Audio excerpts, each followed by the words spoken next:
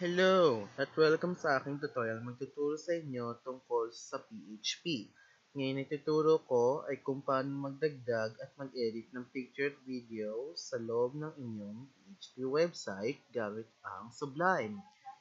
Kung saan pwede nyo palitan ang size at pwede nyo palitan ang pwesto ng pinaka-video at picture na ilalagay nyo sa loob ng inyong PHP. Okay, ngayon, simula tayo sa pag-a-add ng bagong form. In this case, some index.php. So, natin ang file, this new file. Kita nyo ang title kasi hindi ko save. So, file ulit, save as. Kita nyo, ito yung example ng isang index.php. Ngayon, i-override natin yan. Natin yung index.php. Okay. Natin. Ngayon, ilalagay natin ay ang mga sumusunod, which is HTML.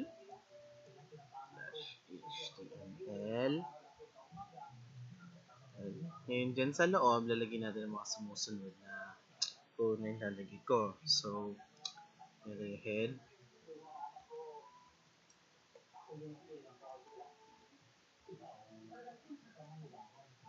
So, dyan ay title.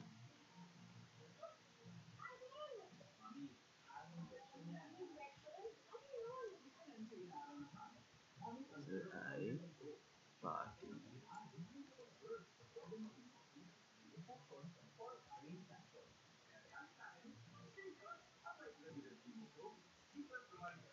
Sa enter. Pangalan natin to ng pic vid. At pagka-save, lalagyan natin sa loob ng body ay video. So, lalagyan natin ay div id is equals to vid 1. So, ito yung pangalan ng pinaka-div mo sa loob. Ngayon, natin yung slash div.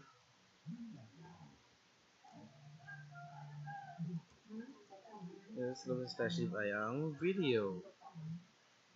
So, ito muna. Video. Kasi natin kung ano siya kalaki, which is with. Pwede mo baguhin to later on kung ganun kalaki gusto. Papakita ko yung mamaya. So, ito naman 600. Yan. Ngayon, sa baba naman lalagyan natin ay ang source. Ngayon, itong code na ilalagay ko ay importante. Source.src. So, ito source.src, ito maghanap ng video mo na ipapasok mo or i-determine yung saan nakalagay. And since ang video ko nandito sa loob ng wawawa, okay lang yan kahit wala na siyang folder name. Example ng profile/vid1.fp4, gano'n. Pwedeng wala na since nakalagay naman sa pinaka main folder. So, ang lalagay ko dito ay ng semicolon ay vid1.mp4. Ngayon, itong mp4 na to, importante yan since yan yung magpapakita ko ng type ng video yung papasok mo. Kung MKV man yan, or kung WMV, or MP3, kung paman, dapat mapasok mo kung ng type siya dito. Kasi, hindi lang siya sapat na parang ganyan lang kasimple na vid1, hindi pa rin yan tatawagin ng video mo at pareho sila ng pangalan. Kung MP4 ang video mo, dapat lagay mo MP4. Hindi pwedeng MKV, hindi pwedeng MP3. Dapat kung anong type siya ng video, dapat yun yung pinakalalagay mo dyan.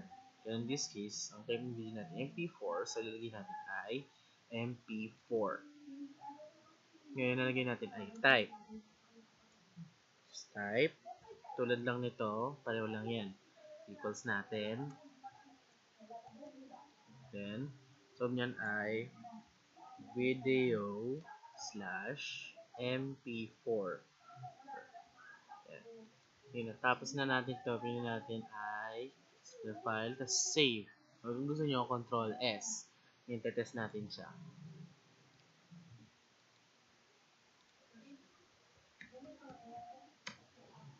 Ito na yung ating pinaka-video.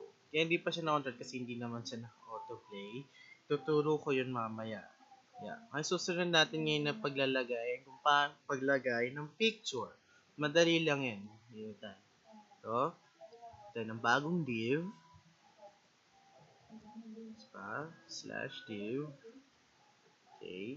Sa loob nito ay, pwede natin lagay sa loob na ID dito ay ID din. Tulad ng vid1 ay pick 1. Para hindi tayo malito. Nilalagay natin dito ay img src. Ngayon tulad ng source src sa video, ito din na magde-determine or maghanap ng pinaka-picture na ilalagay mo dyan para walang error na mangyayari. So, equals to, natin dyan ay double quotes, natin dyan ay pick1.jpg. At tulad sinabi ko kanito sa video, importante kung anong type ng picture ang lalagay mo JPEG. Kung PNG yan, or GIF, ilagay mo GIF at PNG. In this case, since JPEG ang picture, JPEG ang nilagay natin. Pagkalagay natin dito, yan. Sisave natin siya ngayon. Yes. Ngayon, reload natin siya. Ito na yung pinaka-picture na picture natin. Ngayon, anin ko sa inyo, yung iba't ibang controls ng video na pwede nyo ilagay. Unahin natin, ilabas muna natin ang pinaka-control, which is like this. Is dito. Ayan, tagay ko muna para hindi tayo malito. Okay, so dito, ilalagay natin dito ay controls is equals to true. Ayan, natin S. Ayan, pag-reload natin. Ito na yung pinaka-ano natin. Controls. Play. Let's balik natin. Gawin natin yung volume. Yan, ganyan. Yan. Tapos, meron pa iba. Pwede mo rin siya i-autoplay at i-loop. So, yun yung ilalagay natin. Or, is autoplay ng habang naka-mute. Yun, lalagay natin iba't iba. Ay, natin autoplay, play, then loop. Loop is equals to true. Ngayon makikita natin kung gagana siya. Kita nyo ngayon nag-loop siya.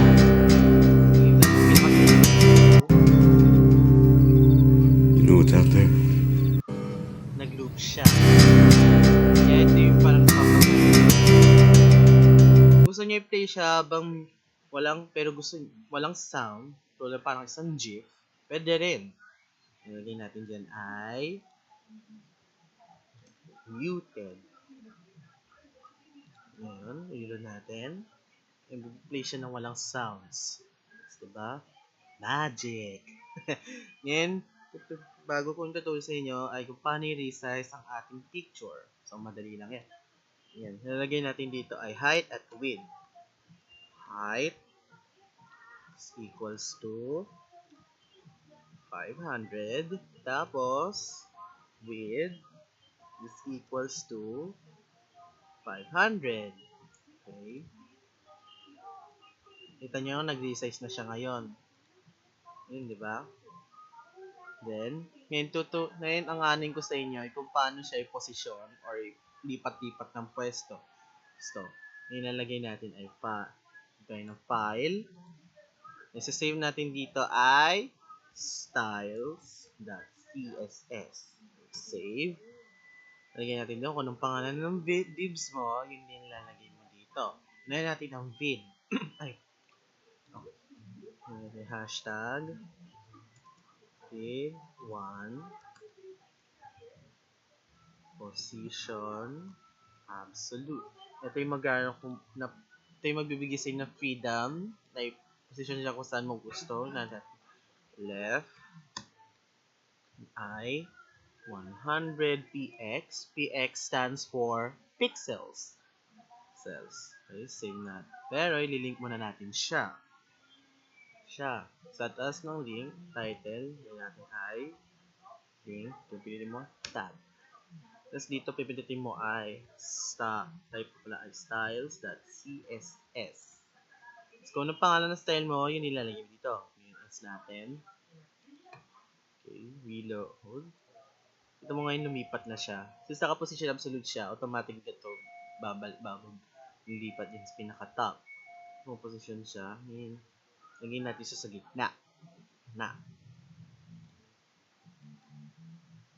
So, lagyan natin ay 400. Ayan, sa gitna na siya. Ngayon yung pick naman natin. Same as before. Pareho lang sila. Halos. Then, hashtag pick 1. Then, same. Position absolute. Then, top. Top naman kung gaano siya kababa. Baba mula top, pababa. Okay, natin dito ay 600px. So, yung left niya ay 500px. Isis natin siya. Kita nyo ngayon bumaba na siya ng sobra which is malayo na sa video. Yo, gusto nyo resize ang pic, pwede. Yun nyo dito ay 800. Or yun natin dito 800. Sa width. Tama siya, ganda. Ngayon, save natin. Kanyang nag-resize siya automatically. Diba? Okay, thank you po sa lahat ng mga nanood ng aking tutorial. At sana natuto kayo lahat kung paano mag-add at mag-edit ng video sa loob ng MP3 website. Sana makatulong sa pagpapaganda ng mga final projects, thesis, o kung ano pa man. Thank you!